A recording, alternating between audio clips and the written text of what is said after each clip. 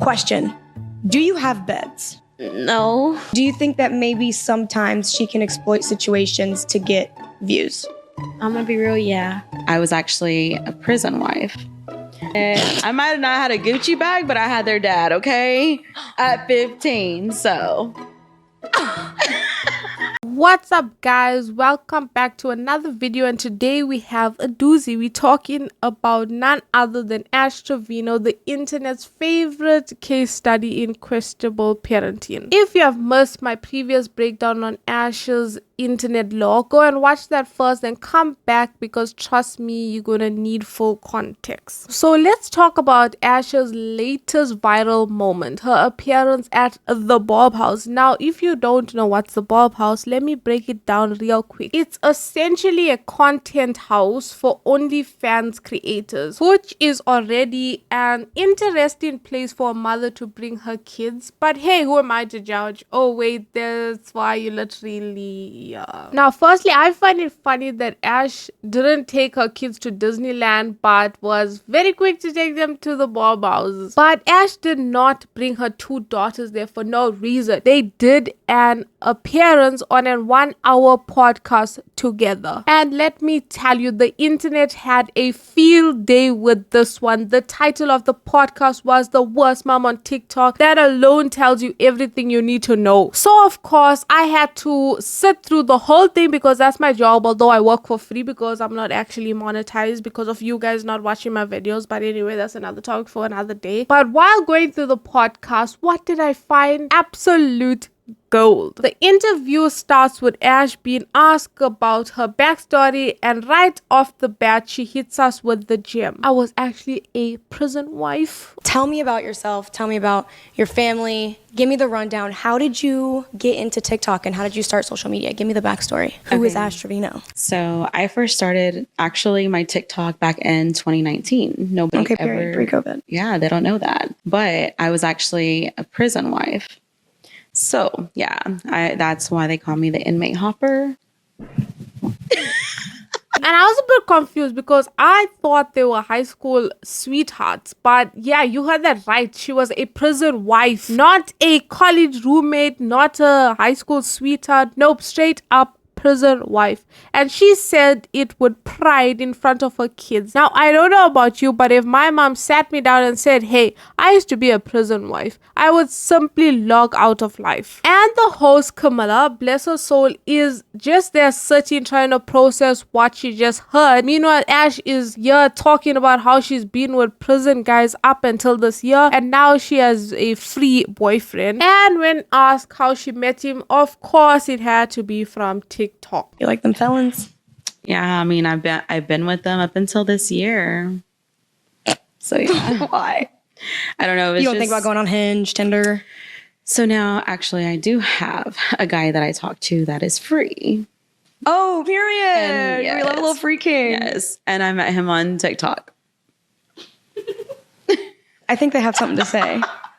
Now, I'm happy for her, and I really do hope that her boyfriend is, not 19 years old and actually her age. Now, let's take a pause right here. Imagine being Ash's kid sitting next to your mom while she brags about being a prison wife and a inmate hopper on a very public platform with a very big creator. Like, the second-hand embarrassment was just too much for me. You can literally see it on their face. At this point, they're laughing, but not at a haha mom, you're so funny way, and more of a mom, please stop, before they talk about taking us away from you with child protective services. And then came the question, how do you handle all the controversy? And Ash's response is classic Ash. Oh, she's so funny, so different, where she says, I'm always going to be the villain in their book. Like, what goes through your head when people are like, oh, she's a bad mother? Like, you know what I'm saying? Like, what happens? So, like, I try to tell everybody, but of course, I'm always going to be the villain in their book.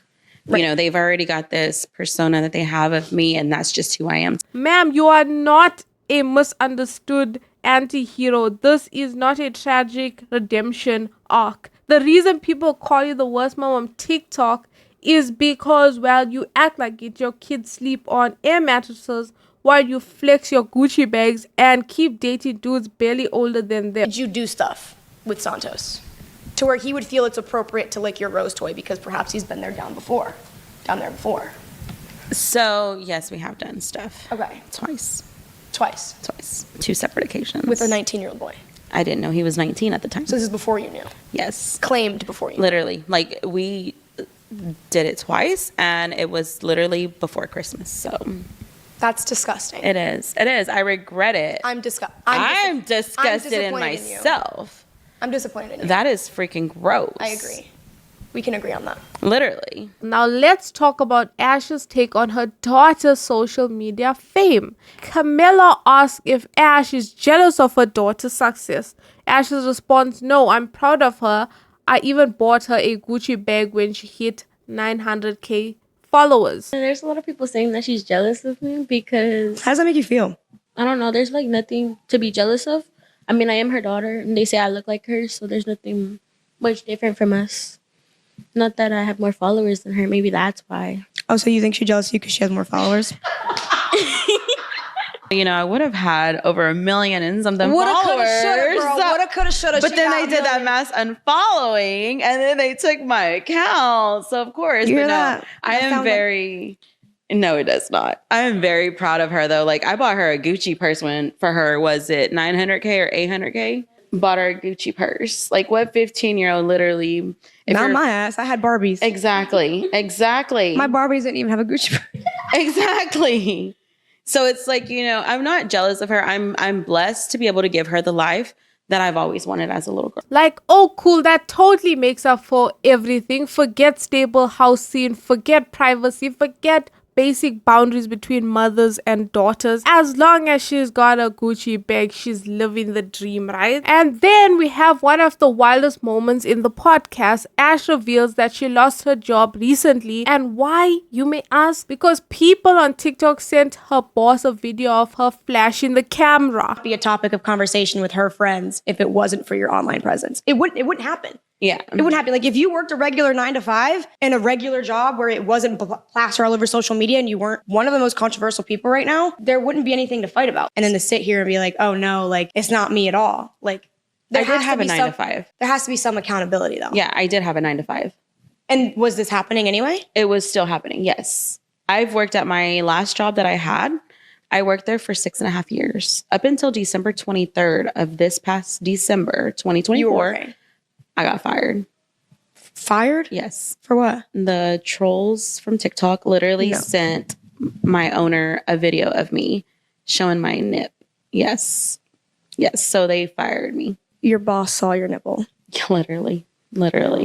Yes, that's right. She lost her job because she was drunk on live with her 19-year-old boyfriend and had a little oopsie, and the internet did what the internet does best, exposes her. And then somebody took a picture of me at my desk and posted it all over TikTok. One of the patients did. Wait, where did you work? I worked at a dental office in Arlington, Texas. How did that even happen? What? The slip. I was drunk on live with Santos. God, bro. Yes. I'm gonna do the walk of shame now. Yeah. I'm embarrassed. Yeah. I'm ashamed for that because I regret ever meeting Santos. And like I mentioned in my previous videos, this is not about trolls ruining her life. This is about a grown woman making reckless choices and facing the consequences for them. If you're out here getting wasted on live, slipping it up and blaming the haters, then that's not the internet's fault. That's a you problem. And the kicker is she doesn't take accountability.